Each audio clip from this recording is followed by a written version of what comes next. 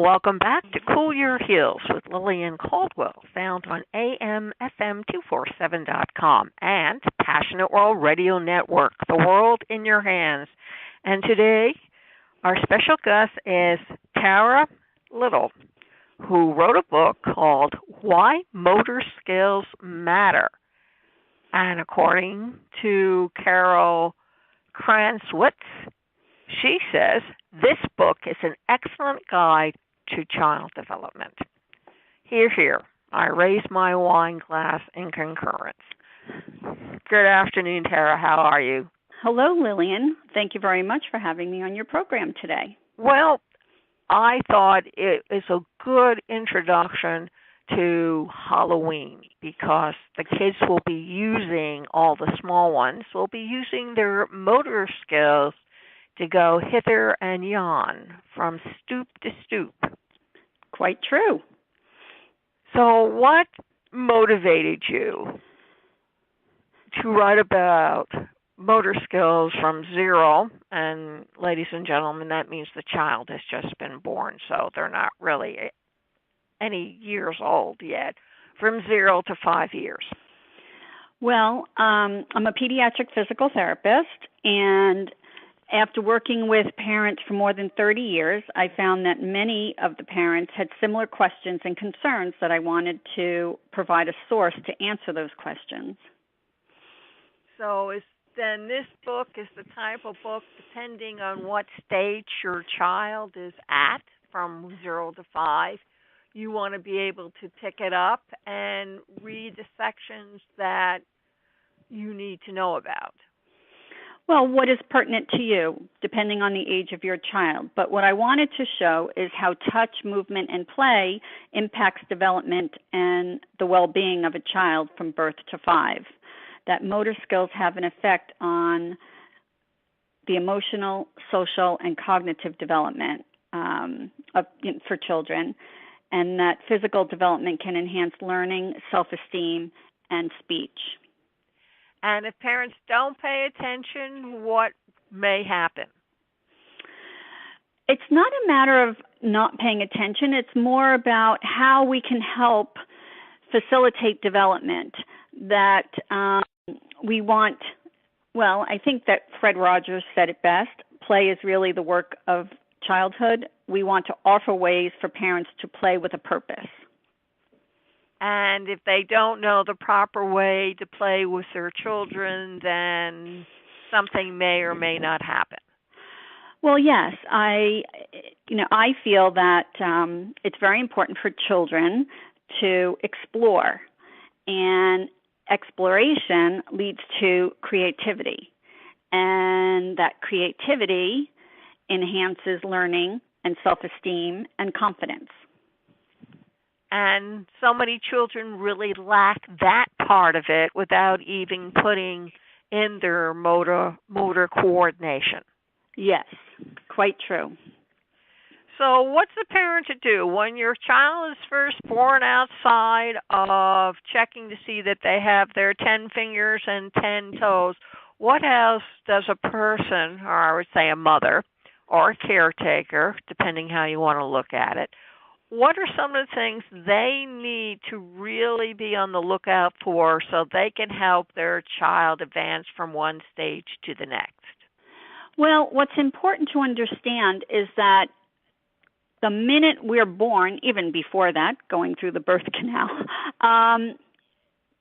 a child is experiencing different things, brand new environment, and it's up to us to help that child feel comfortable in the world, and what can we do to help that? And at the same time, provide the correct amount of tactile input, auditory input, sensory input to help the child feel comfortable, because that's the first stage.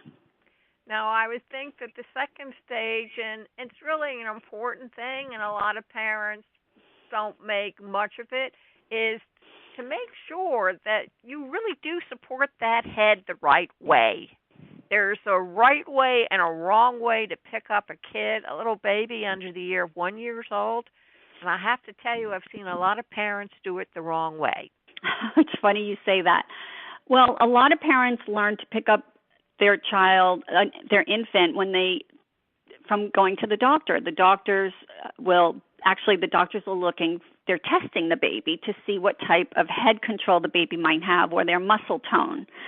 And what the doctor will do is pick the baby up by the arms to get a sense of that, without maybe explaining why they're doing that. So I think that parents often feel, oh, well, if I see the doctor doing that, that's the way I should be picking up my baby. But in effect, that's not the best way to work on head control or getting your baby into sitting. Absolutely. So while people think and boast about how strong their baby is, their grip is one of these things, well, it comes with the territory. It's a response that all babies make. And what will come with the territory? When a child is born, you often find fathers having their baby, especially as a boy, squeeze their hands, or they're able to pick them up because the baby has grasp, and they turn around and say, look how strong my boy is. Exactly.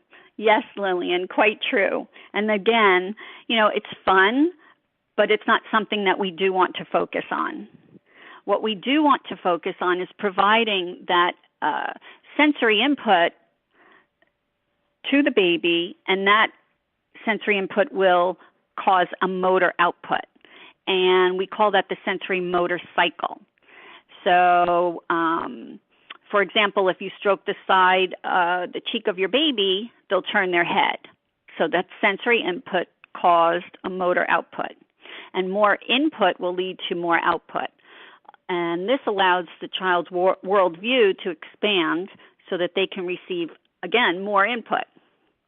And if the motor skills are limited, so if your child's not able to explore the environment, then their output will be limited as well.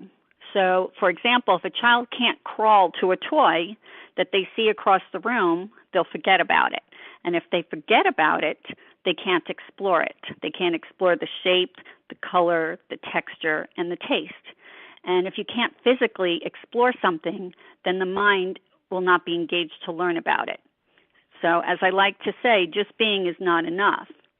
So to absorb information, we need to hear and look at and move towards something, touch it, and actually feel it. And despite what your mom or grandma or even your great-grandma has told you, when my little one was between the ages of 0 and 5 months old, I used to put him in his strapped-in version on a chair and let him watch what was happening outside of the window. And yes, ladies and gentlemen, even at 1 month, their eyes follow birds, squirrels, chipmunks. Quite true. So, and try to really give your child the opportunity to explore his world. 100%. 100%. Put him down on the floor with a blanket and make sure there's nothing nasty on the floor that he'll put into his mouth. So I spend a lot of time reviewing that tummy time or floor time.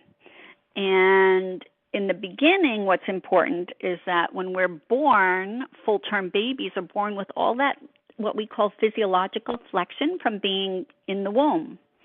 And putting a baby on their stomach helps stretch all those front muscles that have been curled up in the womb. And also, it helps to strengthen the head, the neck, the shoulders, the abdominals, and the hips, which are all needed later on for good alignment, movement, and balance. And once they get to be pulling themselves up to start walking, here's the tip. No child is alike. Just because your oldest son started walking before he's a year old doesn't mean that his baby brother or sister is going to start walking at the same time. Quite true. And again, I stress this throughout the book. It's not when they reach these milestones, it's what we can do to progress through the milestones. So don't make plans. Quite true. Each child is an individual. Each child has their own inner schedule for doing things, for learning new things, and each child is an individual while they're exploring their environment. So don't push them. And also, each child will absorb that information in their environment differently. And that's also important, because what might feel good to you as a parent may not feel good to your baby or child. Absolutely. And yes, parents, you really need to pay attention when they go through their growth, because each child has a different learning schedule for learning how to talk, for learning how to pick up a glass or a bottle. I mean, my grandchildren were introduced to glasses when they were 2 years old. But I also remember that they had those, I forget what you call them, but you put them in your infant's mouth so they can suck on it. And I remember the devil of a time Daddy had by taking them away by the time the kids were 3, because they had gotten so used to them that it was a part of them. So you want to be careful what you introduce and depend on for your children. That is correct. And a lot of people don't think that they need to do this, but children are miniature editions of who we are. So if you have any bad habits, this is the time to get rid of them, because your children will start mimicking what you're doing. Yes, and that's why we want to be good role models, and we want our children to explore as much as they can. We want to provide them with that sensory input, but good sensory input, right? We don't want to have smoke around the house, cigarette smoke, chemicals, but we do want to provide a safe environment in which the child can explore. Exactly. You don't want to show them that if you have had used recreational marijuana, I suggest you get rid of it for a while. If you don't have a clean mouth, I suggest you wash it out and make sure you're careful what comes out of it. Because a child's antennas have antennas between the ages of 0 and 11, and whatever you say, they will throw it back in your face at the wrong time, in front of strangers, in front of the boss, in the elevator, because kids are not conditioned the way we are. That is right. Yes, it's quite true. So when a person picks up your book, Tara, what's the best way for them to read it and to use it properly? Well, it depends on what stage that they're buying the book. If you have a newborn, clearly you'll start from the beginning. If you have a 1-year-old, you'll start at the 1-year-old section. But it's important too, and again, the first chapter I spend going over the importance of the sensory system and what the sensory system is all about. And I focus not just on the sensory system that we typically think of, the 5 senses of vision, hearing, touch, taste, and smell, but the other 2 critical parts of the sensory system that are not so easy to understand, the vestibular system and the proprioceptive system. And the vestibular system is our sense of movement, and it is responsible for our balance. The proprioceptive system tells us where our body is oriented through our tendons and our joints and our ligaments, and it lets us know where our limbs are without looking at them. And it is these 2 systems that need to be working together and working properly. So when the sensory systems are working properly and our environment is being interpreted appropriately, then we're able to function in an organized manner.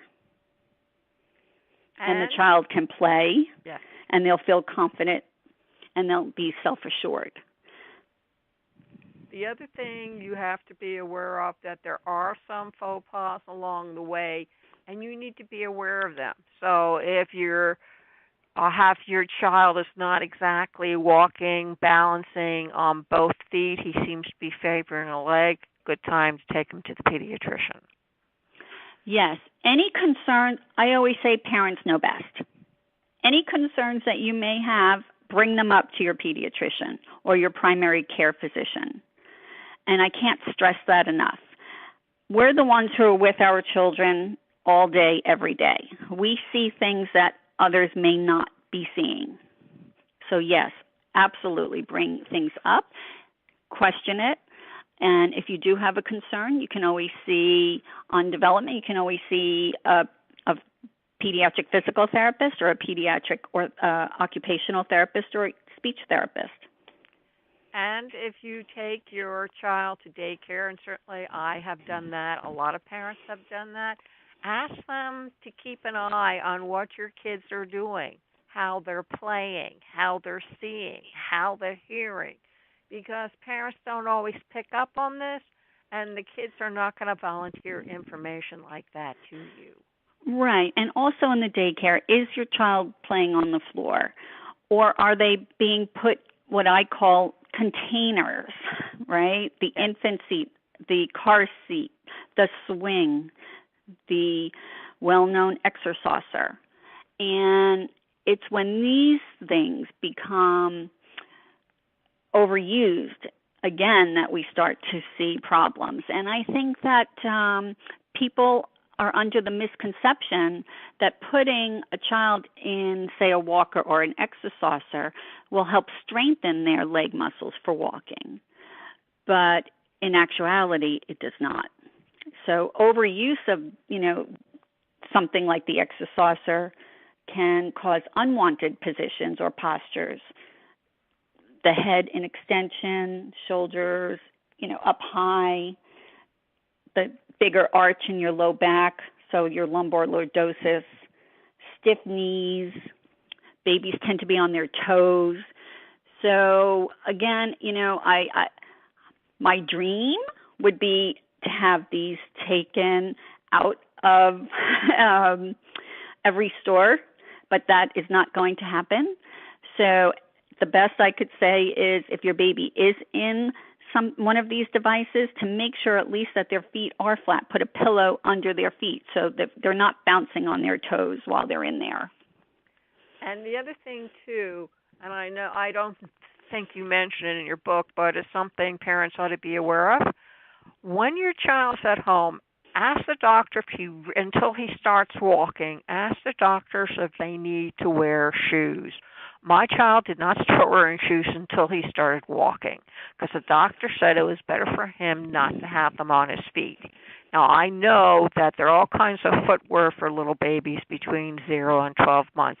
And, yes, the kid looks incredibly stylish and everything else, but find out if it's really necessary. I think the only thing that my pediatrician allowed me to put on my kid's foot was a slipper, one of those tie slippers that were flat.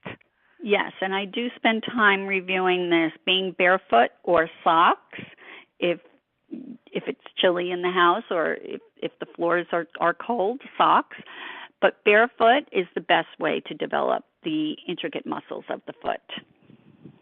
Great. I'm glad we agree on that.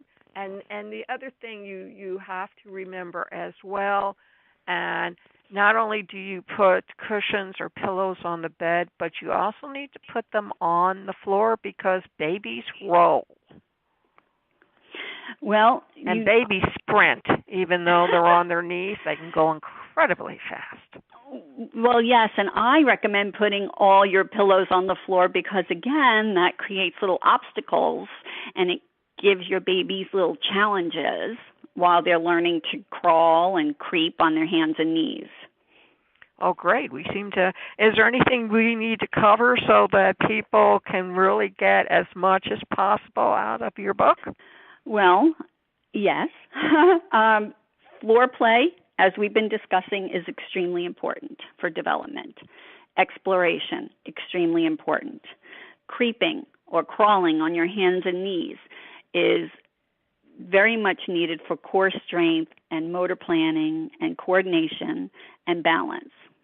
So if the more you can encourage these lower positions, the better your baby will be in the long run. And the other thing you may want to consider as well is babies love water. And you may not think it, but a 2-year-old sees a swimming pool as a big bathtub. Well, yes, sadly, we hear too many stories about children wandering into pools. On the other hand, water can be a great place to play and explore and have fun, and it's another sensory environment.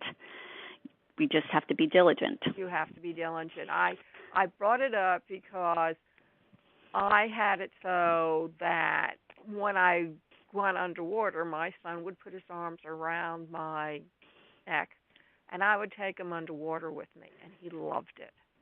And I did simple stretching exercises with him, and he loved it when he was around 2 or 3 years old. And this is something that I feel is important to foster in your child so that they understand that physical activity is just not work. It can be play as well. Well, that's the whole thing, right? Play yes. is the work of children. And what I do is throughout the book, I offer ways to facilitate that play and movement and interaction and calming techniques. And what I recommend are the age-appropriate toys to help with development. And I also answer questions throughout the book that are typical questions that parents may have. So through that, I provide developmental benchmarks and checklists and even little warning signs throughout the book. Yeah, we don't want to scare you, but there are a lot of things that may go wrong with your son or daughter, and are things that you need to just keep your eye on. And please don't let somebody ever tell you that it's embarrassing that your child had to go and get some help for whatever the problem, because it's your son or daughter, and you want the best for your son and daughter. Let me give you an example. My grandson couldn't talk. There was nothing wrong with him. He just didn't talk. Why? Well, because his 2 older sisters taught him sign language. And whenever he wanted something, he signed for it. And since they know he knew what he wanted, they would get it. So he took the easy route out. Kids are like that. Yes, they are. And so they had to bring in a specialist to teach him how to speak. So if your child is not demonstrating the proper forward that a baby is supposed to be doing, now is the time to really bring in the specialist or have the doctor find out whether there's anything physical, mental. You don't know this, but kids at young ages can get depressed. They can get upset by the environment. They absorb it into themselves. So you have to think how they are climbing and running and kicking. So these are little warning signs. Like if a child is their favorite sitting position and it's their only sitting position is what I call that W sit with the legs behind them. Yeah. So that may be a little tell sign that the child has a weak trunk or core muscles might be weak, and that's a very stable position to play in because you don't have to worry about balancing or using your stomach muscles. So, again, we want to look for those little tell signs. Absolutely. And that position can lead to tight muscles later on, tight hamstrings, your hip adductors, some leg muscles. So these are the little things that I stress throughout the book. And one other thing that may or may not come up, be careful when your son or daughter goes to an eye exam And to be like the other kids, he fakes not being able to see the letters or the numbers on the board so they can be like their friends. Kids do that at that age.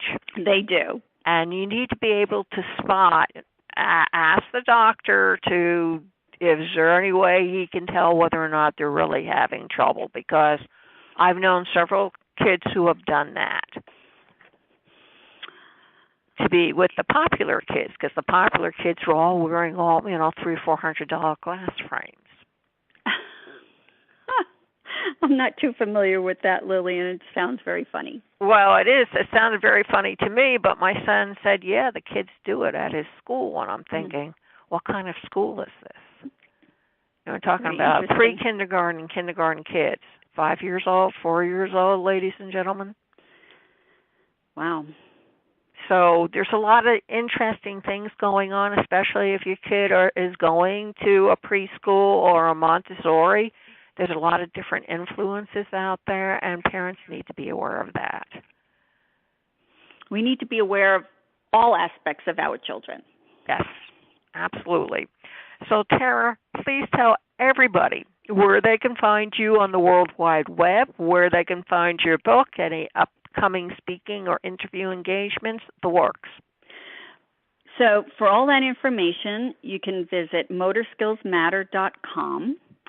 And I would like to just say that a secure and happy child is a well-balanced child in every sense of the word. Absolutely. Because in 60 years, these same people are going to be taking care of you. Yes. If we're lucky, yes. If you're lucky and you want them to be able to do a good job, that includes their motor skills. Please don't laugh. It's really true. It is true. And if they have to give you a shot, or they have to, when you call up the doctor, the first thing they ask now is what's the patient's temperature, blood pressure, and a couple other things that have to do with motor skills, folks. So you want to be able to make sure that not only are they good at what they do, but they're going to be good at what they do with you too. That's right. So before we go away and stray, ladies and gentlemen, Levi had this to say in the history of Rome: being a general calls for different talents from being a soldier. You can find this interview all over again at amfm247.com Tuesday evening from 8 to 9 p.m. Eastern. Also at https://passionateworldradionetwork.com. Click Cool Your Heels, and you'll find everything there. I'll also be on Facebook.com/Passionate World Radio and Facebook.com PWR Network LLC. You'll find it on Twitter.com/Caldwell CAULDWELL_S. You'll find it in iTunes under PWRN LLC/Cool Your Heels. You'll find it in iHeartRadio. You'll also find it on Google Plus as well as the new smartphones, which I won't name because they always go on with me. So thank you all very much for listening. And remember, please keep listening. Thank you. Lillian, thank you very much.